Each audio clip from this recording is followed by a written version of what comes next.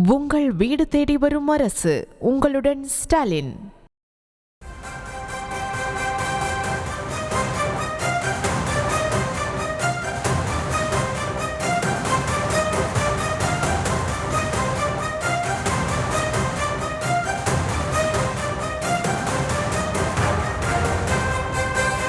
கோவை மாவட்டம் சூலூரில் மது கொடுத்து சிறுவனுக்கு பாலியல் தொல்லை கொடுத்த நபர் தற்போது கைது செய்யப்பட்டிருக்கிறார்.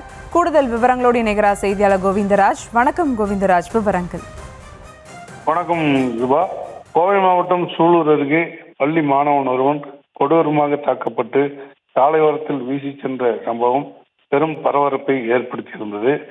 பள்ளி மாணவனை கடத்திய நபர்கள் அவருக்கு மது கொடுத்து அவரை ஓரினச் சேர்க்கையில் ஈடுபடுத்த முயற்சி செய்தபோது மறுத்ததால் கடுமையாக தாக்கிவிட்டு சாலையோரத்தில் வீசி சென்றதாக முதல்கட்ட தகவல்கள் தெரிவித்த நிலையில் போலீசார் இது தொடர்பாக கடத்தல் வழக்கு பதிவு செய்து விசாரணை நடத்தி வந்தனர்.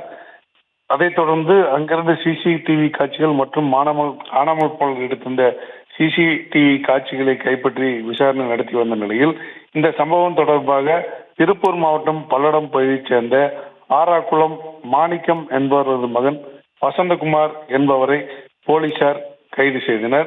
இவர் மாமிச கடையில் இறைச்சி வெட்டும் தொழில் மற்றும் மீன்பிடி தொழில் செய்து வருவதாகவும் சம்பவத்தன்று பவானி சாகர் சென்று மீன்பிடி வலை வாங்கி கொண்டு வரும்போது அன்னூர் பகுதியிலிருந்து ஒரு இருசக்கர வாகனத்தை திருடி கொண்டு வந்துள்ளார்.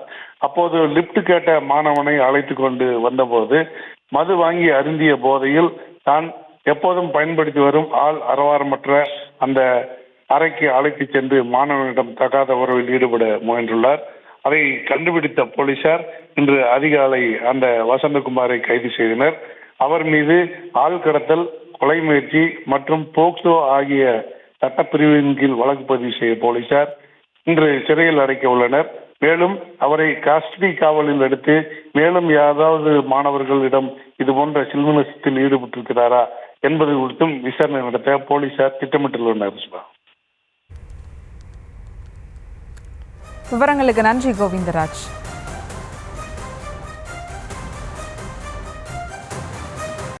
உங்கள் வீடு தேடி வரும் அரசு. உங்களுடன் ஸ்டாலின்.